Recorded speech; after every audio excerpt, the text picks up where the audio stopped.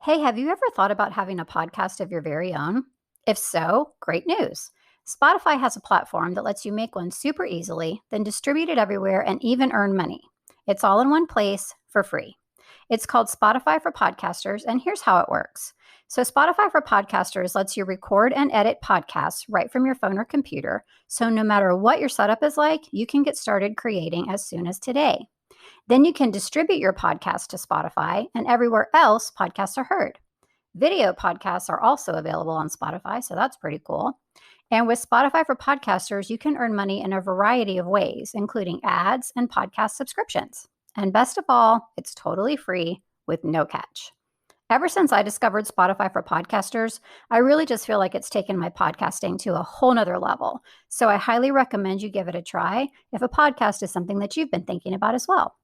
Just download the Spotify for Podcasters app or go to www.spotify.com/podcasters to get started.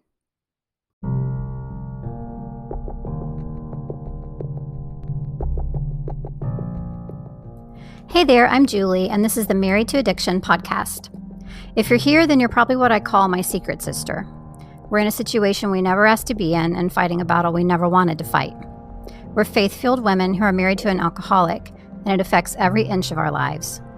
If that sounds like you, then this is a safe place for you to land. Married to Addiction is a faith-based podcast where I help you find the tools and strength you need to navigate your husband's addiction without losing yourself in the process. So please subscribe and tune in as often as you can, because your husband's recovery is important, but so is yours.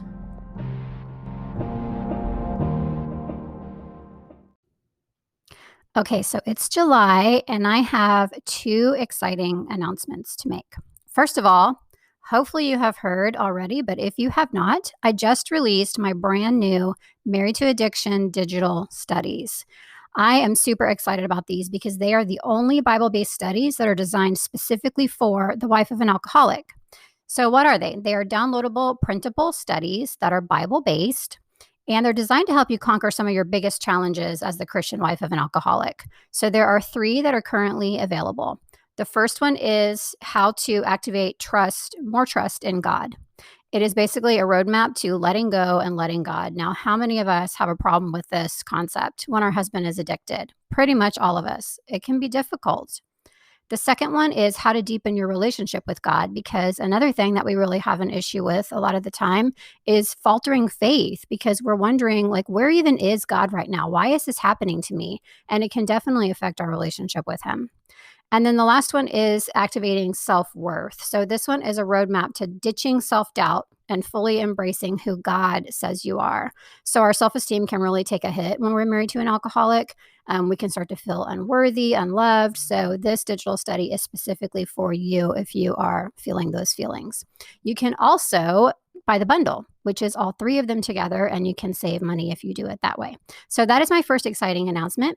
My other exciting announcement is if you join the Secret Sister Circle this month, you get the planner. So what that is basically a way for you to hit the ground running when you go into the group. It's got all kinds of trackers and calendars and all kinds of awesome stuff to keep you really organized so that it doesn't feel overwhelming to you.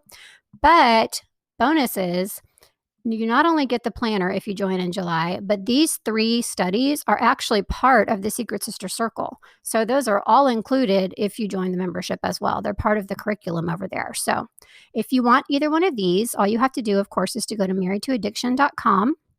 You will click on the Get Help dropdown, and there you will see the option to choose either the Secret Sisters membership or the digital studies. If you have any questions, as always, please email me at julie@marriedtoaddiction.com. I'm always happy to help. Hello, and welcome to episode 49 of the Married to Addiction podcast. I can't believe we're almost at 50 episodes. So exciting. Today's episode is entitled, Should I Go to Meetings?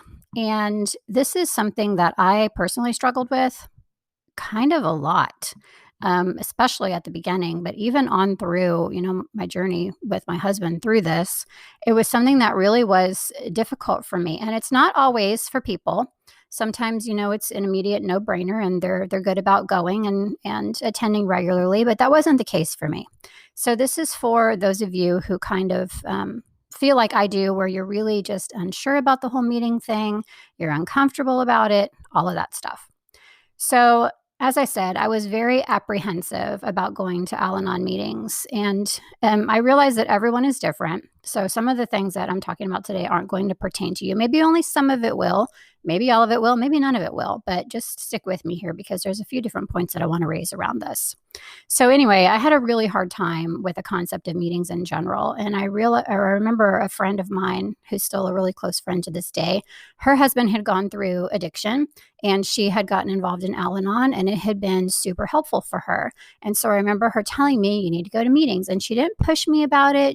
She wasn't like forceful about it. But every time we would talk about what I was going through, she would just say that. And I remember thinking, no, I don't need to go to meetings. At first, my thought was, I don't need help. He needs help. I don't need help. And I reject the thought that I need help. That's ridiculous. So that was the first reason why I didn't feel like I needed to go. Then I thought things like, well, the things that they teach won't help me, or the things that they teach won't help my specific situation. Like I've heard kind of a couple of the things that they say you should do, and those don't sound like they're going to work for me. Then I started feeling kind of like, I'm not like those people. They're different from me. Yeah, they might have people in their families that are addicted, but they're nothing like me. My situation's different. Just, you name it. I had every reason in the world. But one of the big parts of it, aside from all of that, is that I am incredibly introverted. And I know that might sound strange because I have a podcast and have, this platform and a membership and all of those things, but I really am. In real life, in my life, I'm very introverted. So going to even happy meetings is not my jam, right? It's a challenge for me to even go to like happy meetings, Bible studies, things like that. Never have really been involved in a lot of those things because it's just super uncomfortable for me. The concept of meetings for me just feels harder than hard, and already. And when you pile on top of it the content matter of Al-Anon meetings and things like that, it just really felt like impossible for me to even go. So for those of you whose only issue is maybe you think you don't need help, or that you think that they won't help you, if you remember, or if you related to those things when I was saying those things, but those are really the only reasons that you're not going, because you don't think they'll help you. You don't really have an issue with the introverted stuff or whatever. Then your answer to should you go to meetings is yes, you should go, because it will help you for sure. But for the rest of us, it can be a lot harder. I finally did go. And I did get help from those meetings. I learned some things that were helpful, but I never really felt comfortable. And because of that, I don't feel like I really got everything out of it that I could have and that I should have. Some people don't want to go to meetings because they're also worried that they're going to see someone they know, right? Have you ever heard anybody say that? Or do you feel that way? Maybe you live in a small town, or maybe, you are in a position of, not necessarily authority, but do a lot of people know you, but they don't know what's going on? Like there's a lot of different reasons why people don't go. For me, it was basically that I just felt super uncomfortable. And in the beginning, like I said, I just didn't think it was going to help me. But the bottom line, every single one of us who's walking this path with an alcoholic husband absolutely needs support and connection with other people that are walking this same path. Going to Bible studies is great if that's something that you like to do. Going to ladies groups is awesome. But there's nothing like support and connection from people who are there or have been there. So what I really want you to take away from this today is, should you go to meetings, you need to do something. The bottom line is you need to do something where you have support and connection.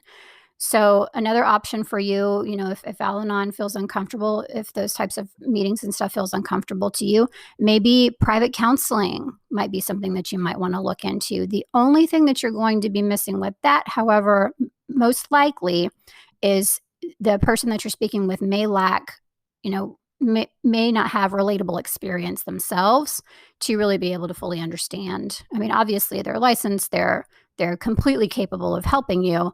But sometimes it can just be really beneficial to just talk to somebody else who's like, yeah, my husband did the exact same thing yesterday. And let me tell you how it made me feel. And let me tell you what I did, those types of things. So it lacks that relatable experience and it lacks community. So I'm sure you know that I'm going to also mention the things that I have to offer for help. And the reason why I came up with these things is because of all the reasons that I listed above. Al-Anon was not a comfortable environment for me. Meetings, in-person meetings were not comfortable for me. I'm private, I'm introverted. And I know it seems so weird for me to say I'm private when I'm basically spilling my whole life story, but this is a ministry to me, and this is different. This is by the grace of God, by the way that I can get on here and talk about all this hard stuff.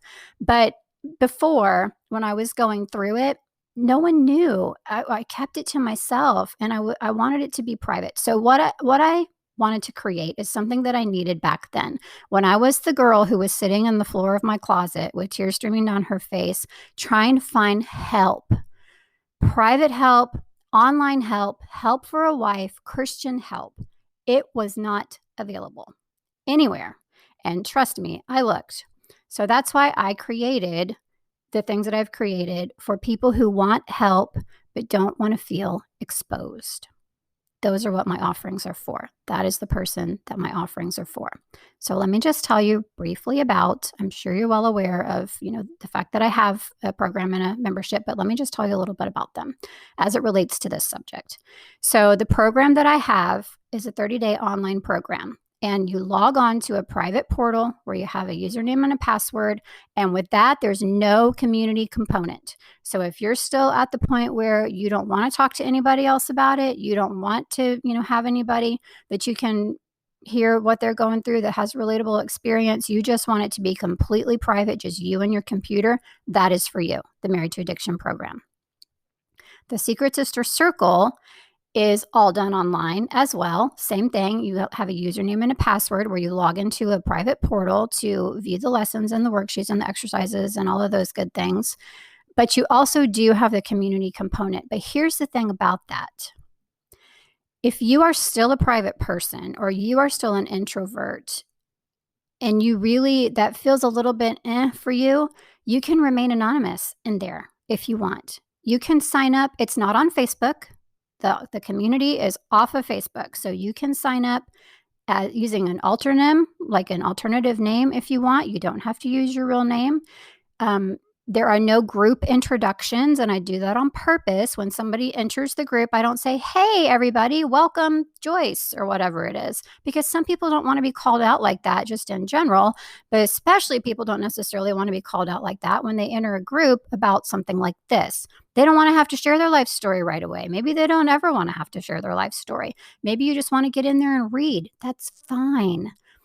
It still will be support for you. It still will be valuable guidance for you, and it still will be having insight into, I can't tell you how many times women in there talk about how, oh my gosh, I've never felt so seen. I have never felt so understood. I have never felt so much like I'm not the only one and I'm not alone.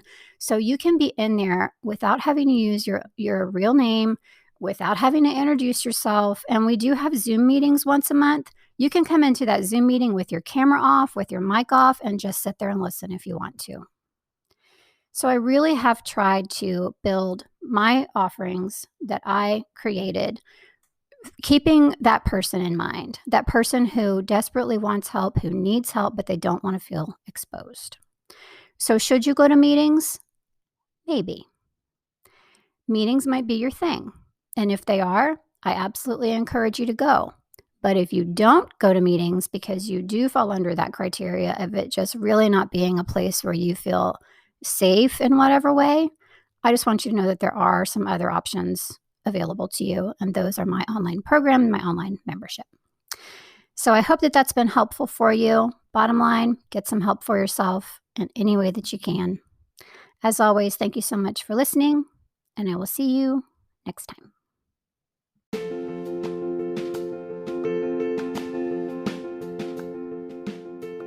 Quick question for you before I let you go today.